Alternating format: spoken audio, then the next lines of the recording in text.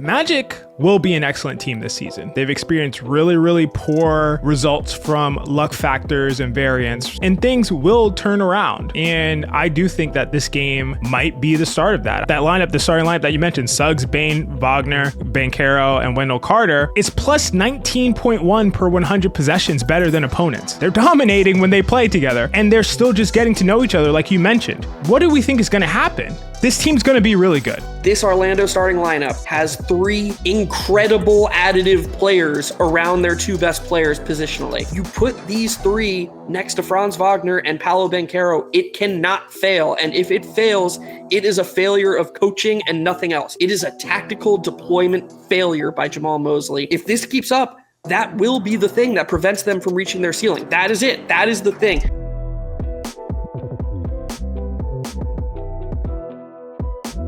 This is Hot Hand Theory. This is a podcast where we talk about the NBA and break things down from an analytical perspective. I'm your co-host XJ.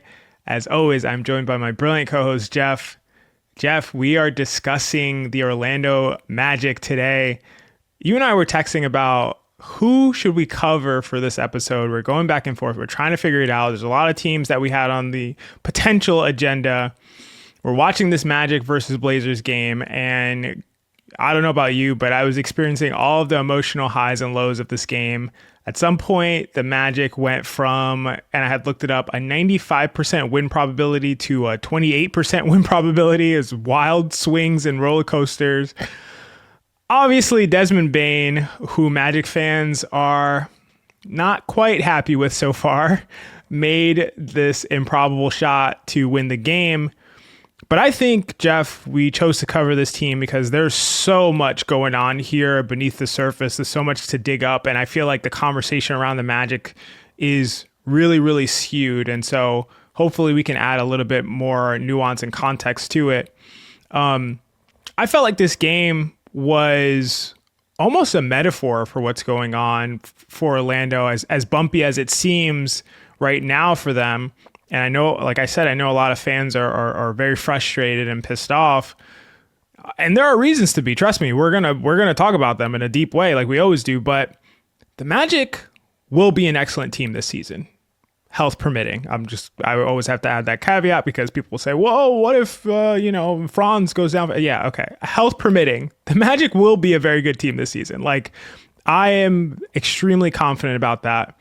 They have too much talent that works well together. They've experienced really poor results from luck factors and variance so far, and things will turn around. And I do think that this game might be the start of that. I believe that. And sometimes things like that happen where it feels like they should have ran away with the game. They let the Blazers come back into it. You go through these emotional highs and lows, but somehow they come out on top. And then you look forward in a couple weeks, and then all of a sudden, they look like the Orlando Magic that you were expecting coming into the season. So I do think this is a turnaround. We're going to dive into like the nitty gritty. You mentioned to me before we started recording that I probably have a rant coming at some point. I will have a rant. It is on Desmond Bane, and it's going to be great. So stick around for that. Geoff, what do you want to start with talking about this Orlando Magic team? There's so much to cover, like you said, because the overall conversation around them is so clouded by Desmond Bane's poor shooting. So it's like, how much different could things be if Bane was just, making a couple more threes that he probably should be making? They've lost a couple close games. What I find really interesting about this team is they've kind of flip-flopped from what's made them successful the last couple of seasons. If you look at the on-offs and the lineup data from their last two seasons when they made the playoffs, it was kind of their bench that carried them. It was like the bench and the Franz lineups that carried them. This season, right out of the gate, despite Desmond Bane not being able to make anything, their starting lineup is absolutely carrying them. Like when Suggs plays and Suggs, Bane, Franz, Paolo, and Wendell Carter play together, they're destroying opponents. So, like, how can you not be optimistic about this long term if you if you feel confident that Bane's shooting is going to turn around And you have to account for the fact that these guys are still getting to know each other. Like we talked about when they got Bane, that if there was ever anybody who was going to be kind of like a natural infusion into a lineup, it's an additive player like Bane who can just kind of play off of Franz, play off of Paolo, and you can count on his off-ball gravity, his movement, how he was going to help them push the pace. Some of those things you've already gotten. I think that probably the most positive return from Bane from the start, has been the way he's infused pace. Like they are leaking out more. They are running more. You see Franz get these push ahead passes. Even Paolo got one today. Like Paolo, not really known as like a fast break guy. He's a little bit more methodical, but I do think that Bane has infused some pace into the lineups that he plays in. So you're looking at this lineup where like he's not making any shots, but already they're showing so many promising returns. It feels like the bench is going to catch up. Like that is probably going to see some positive regressions. It doesn't really make sense to me that their bench has been so dominant for 2 seasons and now they've just fallen off a cliff. I know Magic fans probably have a primary candidate as to why those lineups are failing. Tyus Jones, maybe they want to see Jace Richardson. Maybe not so fast, but I like Jace a lot. I think the bench is going to turn around. I think it's going to find itself. It's not like they just forgot how to play. Tristan Da Silva's a good player. Goga's a good player. Like these lineups are going to normalize. And then Desmond Bane's shooting is probably going to normalize. There aren't really too many super positive outliers that are going to see negative regression. I think it's looking up for this Magic team. And like you said, it feels kind of likely that they're going to use this big momentum game buzzer beater, game winner by Desmond Bane as sort of a springboard going forward. Yeah, you hit on all the really, really strong points. There are so many indicators lying below the surface that look like they're starting to bubble up right now. It's like when there's a market bubble of some kind and there are all these indicators and people are like, well, is this sustainable? Is this sustainable? Will this stay like this? What if this changes? This seems like it's starting to go in the other direction. And people start betting on things exploding. And for the Orlando Magic, it's sort of the opposite. Is Desmond Bane going to shoot like this? Is Paolo Banchero going to shoot like this? Is Paolo really not going to continue to get better as it seems like he's starting to slowly as the season moves on? Is the bench going to be like this? Are we going to get Mo Wagner back at some point and improve the bench? Is Jonathan Isaac going to keep playing like this?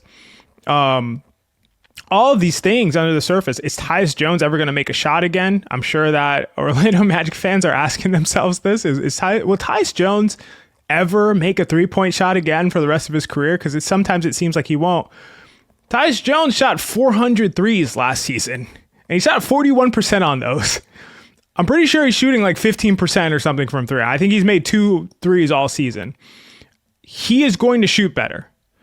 And all of these things that you're mentioning with how good that starting lineup has been, with Wendell Carter returning to being a good shooter again, and when Jalen Suggs is able to play consistently, high minutes again, these things are looking really, really up for Orlando, despite the really rough patch to start the season.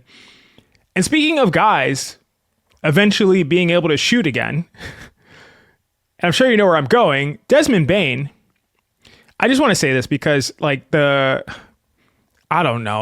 conversations on social media and what I hear from more of the mainstream ESPN types, where it's like, well, man, this trade's really looking rough for Orlando. It's like, yeah, if this is the guy that they traded for, if you think this is who this player is, this is not the guy that they traded for. The guy that they traded for will arrive at some point. That is almost all but a guarantee.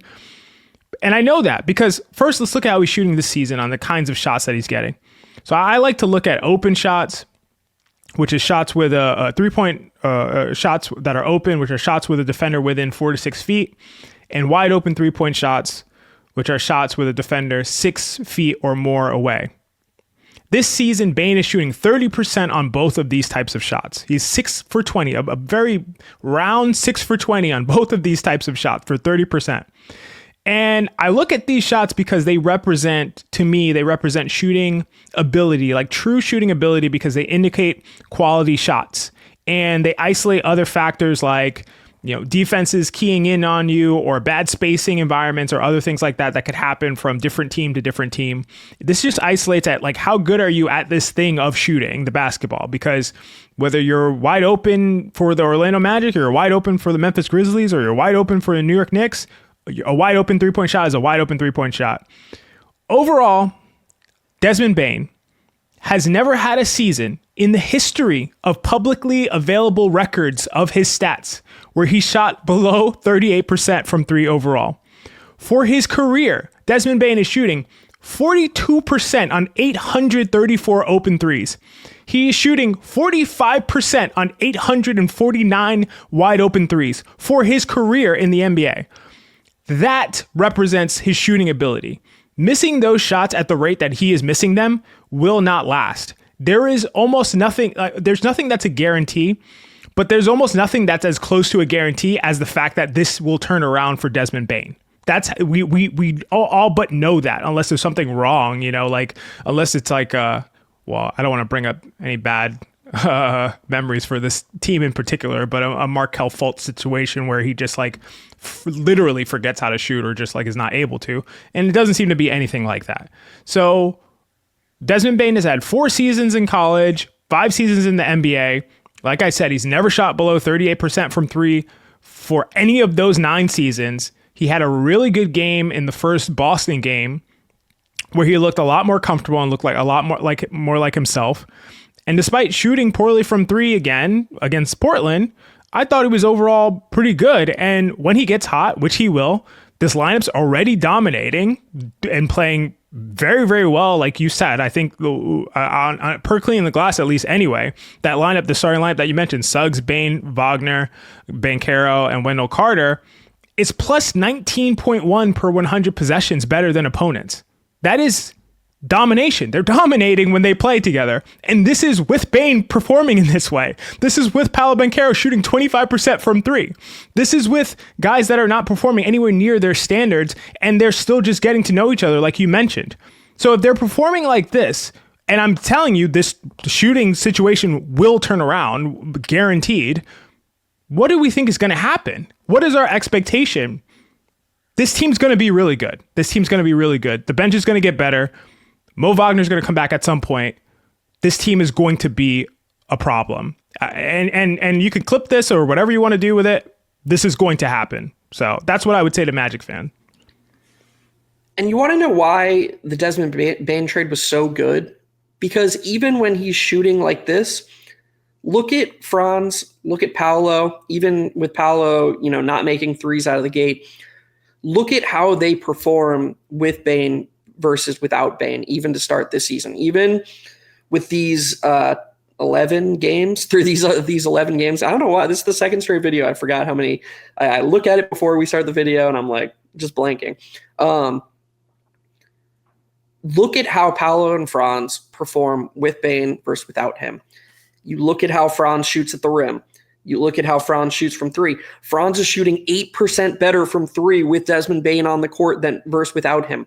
Both Paolo and Franz are shooting better at the rim with Bane on the court versus without him.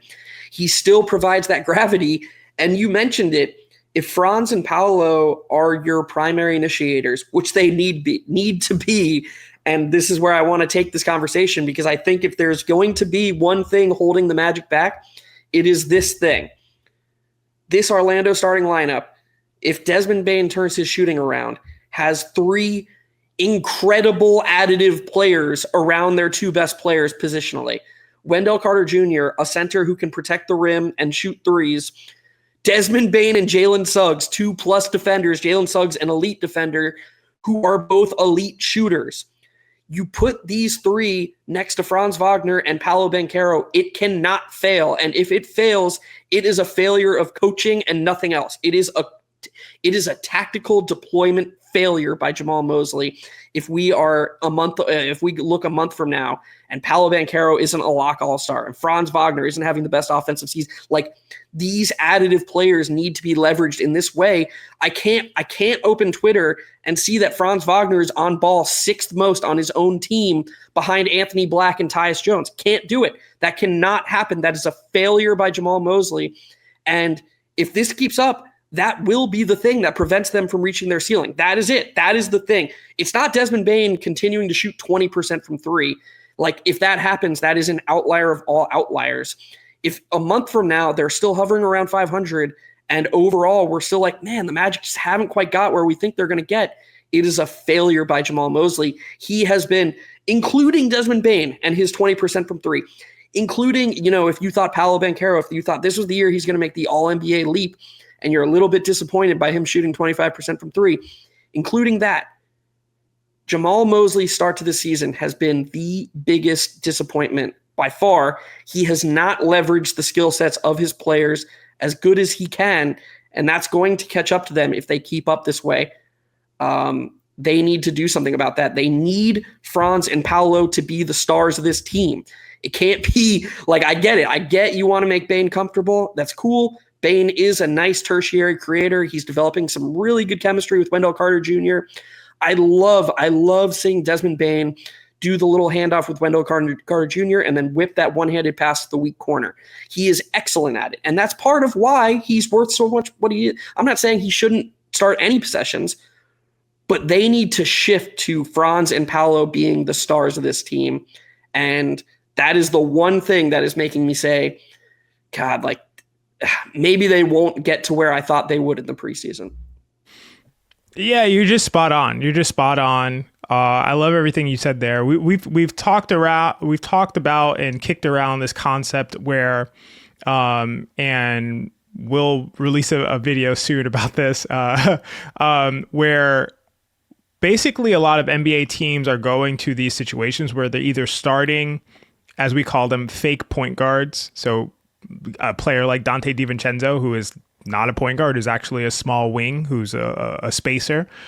And those are the guys that they're starting at point guard. Or in some cases, I would say, I wouldn't call Jalen Suggs a fake point guard, but I would say that he's a very good off-ball player and should give way to better on-ball players like Franz and Paolo when they're on the court at the same time as him. And basically, the Magic are just not playing that way. They're just like, no, this guy has point guard in his name, and therefore he initiates possessions, and therefore he has the ball in his hands, and therefore he runs the pick and rolls. And this other guy, he has wing in his title, so therefore he spots up on the wing and he catches and attacks closeouts, and that's what he does. And it's a really weird deployment strategy at this point for Jamahl Mosley. I have some hope and faith that he'll turn it around in terms of recognizing what's not working well. But the fact that all of these issues that we've listed are really significant issues. And there's another significant issue that I'll mention, which is my only real concern outside of kind of coaching tactical deployment like you described coming into the season is, and the biggest concern I've always had about the Magic situation is Franz and Paolo being similar size players and both sort of having concerns as shooters. I mean, I've always thought that Franz was going to turn around his shooting. Like, we've talked about this a bunch. I just think he will. I think he's a better shooter than he has been. His shot looks better already this season. He's cut out that terrible hitch for the most part. The jury's still out on Paolo as a shooter. But it's really about them being basically like size. So teams, especially those in a playoff scenario in the Eastern Conference, they're going to switch every single action that those two are involved in. You're not gonna get a real advantage other than saying, well, I want that wing to guard me instead of that wing. Like, that's the most you're going to be able to do when you put those two in actions, because they're similar sized players. And that's why most synergistic duos are like guards and bigs, because when you switch those actions, that leads to simultaneous mismatches in most cases for against most teams. And so that's why we see the guard big duo more often than we see the wing duo. unless those two guys are both really, really good shooters, or the team that they're playing against has like a small defender on the court that they can kind of hunt, like we've seen the Boston Celtics do, and have Jason Tatum be one of the best step back shooters in the league. So that's been my biggest concern about the Magic. And I was coming into the season thinking, okay, well, Mosley is going to have to do something about that. And I don't really have a very clear solution for it. And I'm interested for Magic fans if you have thoughts about that, because I'm sure you guys have thought about that for a long time with these two being the best players on the team.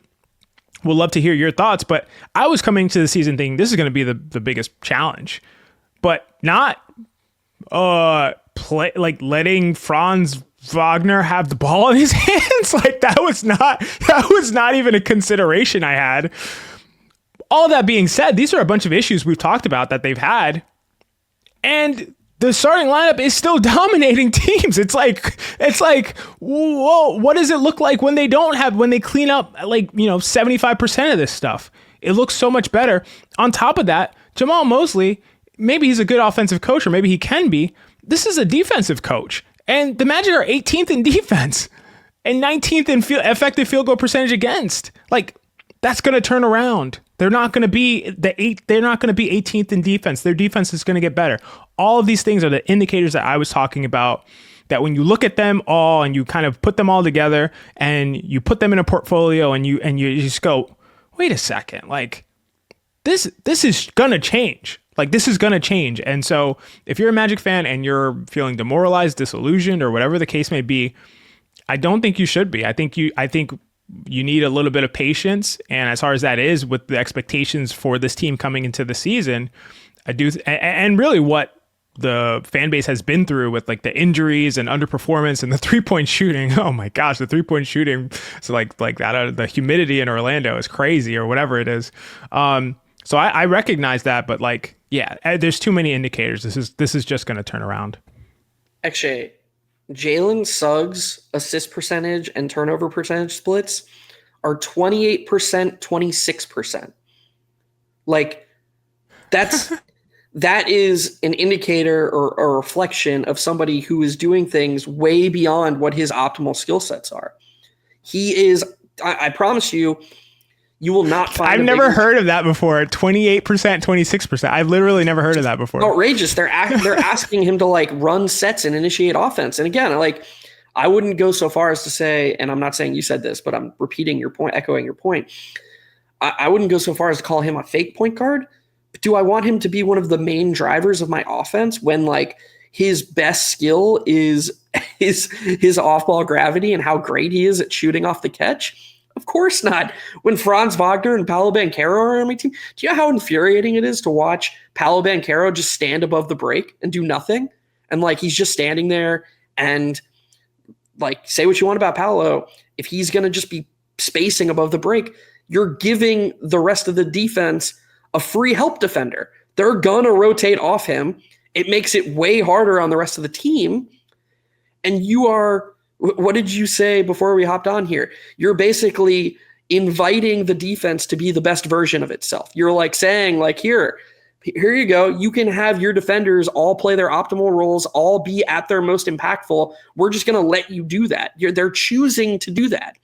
It's bananas. And like you said, assuming they have the self-awareness to recognize that this stuff needs to change, assuming, which is, I agree with you, a pretty safe assumption, Bane's shooting is going to get better. Anthony Black's shooting probably can get better. He's down a little bit. Paolo Banchero's shooting definitely can get better. All this stuff can happen, and they're already destroying teams when those five play together. You have to be able to assume that the bench is going to get better. Like this team's ceiling remains a top seed in the East, as bananas as that might sound to some people. No, I totally agree. I want to throw it back to you because I want to ask you if we get to, and you kind of hinted at this, we get to the end of the season and the Magic are in the play-in, things didn't go well. Let's just say we time warped and I told you, yeah, it's the play-in and the Magic are in there and they're fighting for their lives to, get in as the 8th seed.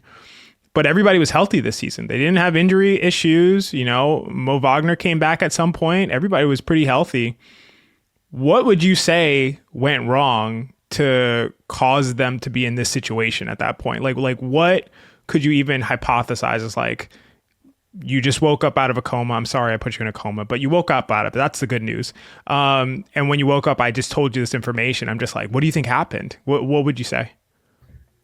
I would assume that there's an interim head coach and they are planning to do a full-scale coaching search in the offseason. That would be my assumption.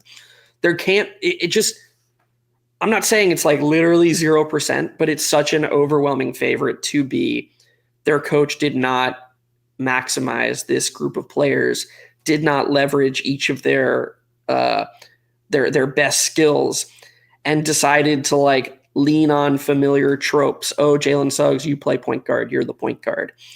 Oh, Anthony Black, you're in. I guess you're the point guard now. You should hold it more than Franz. And, you know, Franz and Paolo are going to put up good counting stats because they're out there. They play a lot of minutes. That's just what they do. They're good basketball players. But if they're not, you know, home court advantage in the East, those two were not maximized in the way they should be. I love that answer because I totally agree with you. And what we've seen from NBA teams, like it hasn't been a thing always where coaches would fire their coach in the middle of the season or towards the end of the season. Now we're seeing it with a lot more regularity in terms of like the Memphis Grizzlies we've seen, the Denver Nuggets, and these situations where it's like, oh, they can't fire their coach at this point. And it's like, yeah, you know what? If we have these kinds of expectations for the team, and we think that they are this good, and it's not working out the way we would expect in the Milwaukee Bucks even, then we're going to make a change. We are going to make a change. We're not going to just stand pat and say, we'll wait till next season. Next season is who knows what happens next season. You have Franz Wagner, who is starting to come on. Like his counting stats are not looking insane, but he's starting to play like himself and really early in the season last season when he was an easy all NBA player. Paolo Banchero is starting to come on. You know, Jalen Suggs is already playing exceptionally well, like just coming back. These guys, Tristan da Silva looks like a much better player than he has been in the past. Like these things are happening. Desmond Bane will start to come on like we've talked about over and over again. And if all of that happens and somehow the deployment is suppressing the ceiling and the ability of this team, Jamahl Mosley is not going to make it. So I do think that something has to change there. And XJ, you can't. I know that, you know, the corporate answer per se is to say if you know I were a media credential and I was able to ask a GM or an owner this question, they would say, oh, well, we're just running our race. We don't pay attention to other teams. But at a certain point, you got to look at the Cleveland Cavaliers, who had home court advantage and made the second round 2 years ago, and said, this isn't good enough. We need it. We don't just need a change of vibes. We need an entire overhaul of how this is run.